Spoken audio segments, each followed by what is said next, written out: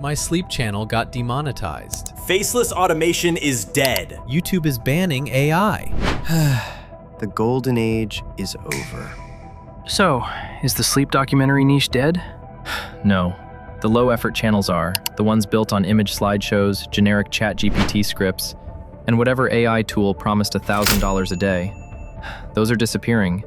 YouTube expects something closer to a real documentary now, and honestly, I think this is the best time in years to start a sleep documentary channel. Wait, how can this possibly be the best time? Because the competition just got cut in half. A year ago, almost anyone could stitch together a few AI images, paste in a script, and hope the algorithm did the rest. For a while, that actually worked.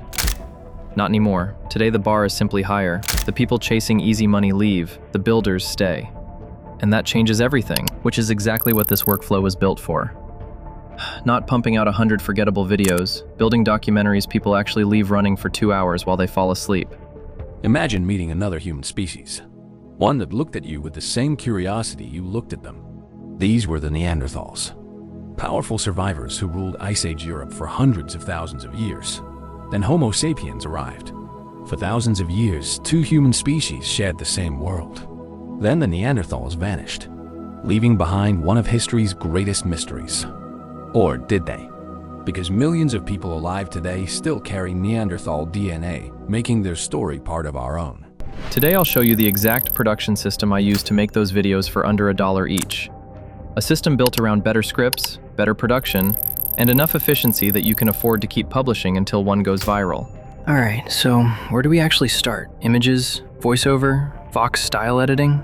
Most advice focuses entirely on visuals, but the reality is that the thing deciding whether a sleep channel video actually works or dies is the script. People think they're making videos. They're not. They're making stories. And if the story doesn't work, nothing you do afterwards can save it. Better visuals, editing, even the best human voice in the world won't fix it. A boring script just becomes a beautifully produced, boring video. Okay, so how are you actually writing 15,000 word scripts without Claude falling apart halfway through? By avoiding the same mistake almost everyone makes. One giant prompt: write me a 2-hour documentary. Claude starts strong, then somewhere around the middle, it loses the thread. Ideas repeat, the pacing falls apart, the ending feels rushed. Not because Claude isn't capable, because that's not how long stories are meant to be written. So instead, I broke the problem into smaller ones. My Google Sheet writes the documentary section by section. Each chapter knows what came before it. Each chapter knows what's coming next. The story stays consistent from beginning to end. And while it's writing, I can literally walk away. Wait, is this the same Google Sheet from your previous video? Exactly. If you haven't watched that one yet, I'd start there. I explain how the entire scripting engine works, and why it costs about 30 cents instead of another monthly subscription. Today, we're picking up exactly where that video ended. Because now, we have a finished script. The question is, how do you turn 15,000 words into a documentary people actually watch? Alright, script's done. Now comes the hard part.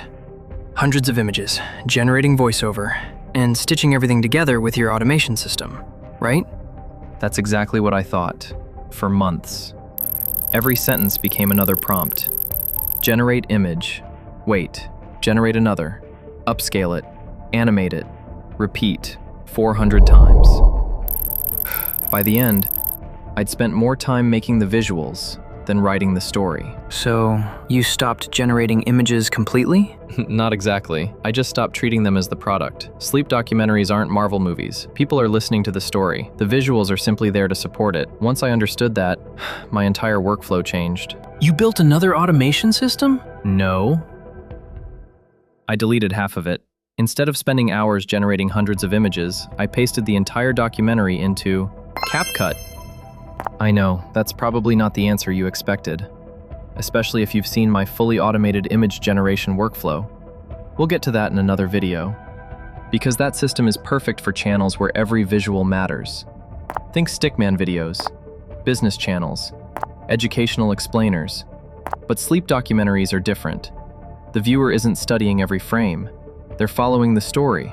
And for that, this workflow is faster, cheaper, and honestly, better. All right, we've got the script. Now let's turn it into a video. CapCut.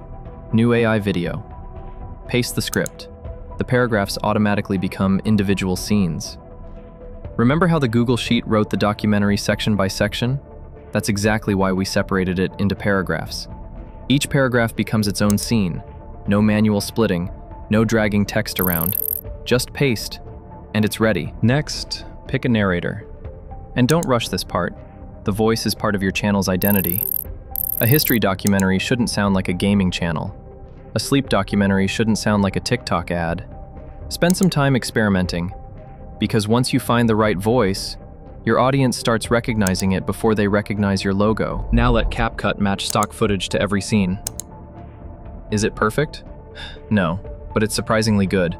And more importantly, it gets you to a complete first draft in minutes instead of hours. Wait, what about a 2-hour documentary? This only supports about 3,000 words. Exactly. That's the only real limitation. A 2-hour script won't fit into a single project. So I split the documentary into 5 parts. Generate each section separately, export them, then stitch the finished videos together into one final documentary. It sounds like extra work, but it takes a few minutes. And compared to building hundreds of scenes manually, it's not even close. So, this isn't just about saving time. No, the time is nice, but that's not why this workflow matters. It gives you 2 unfair advantages. The first one is survival. YouTube isn't rewarding effort, it's rewarding value. A 2-hour documentary with a strong narrative, thoughtful visuals, and real pacing looks completely different from a slideshow with an AI voice. That's the point. This workflow wasn't built to fool YouTube. It was built to make better videos.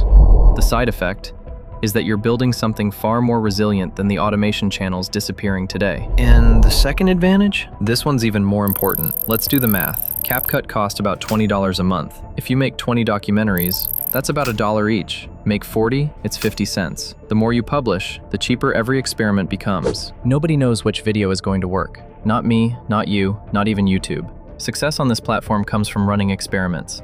And the creator who can afford more experiments usually wins. So the real advantage isn't CapCut.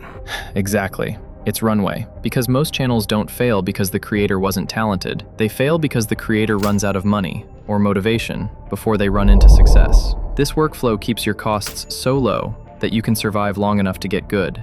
That's the mindset behind everything I build. Lower the cost, raise the quality, keep publishing. Because in Faceless YouTube, your biggest competitive advantage isn't automation. It's staying in the game longer than everyone else. Everything I used in this workflow, from the Google Sheet to the tools, is linked in the description if you want to build the same setup yourself. Grab the files and go build it.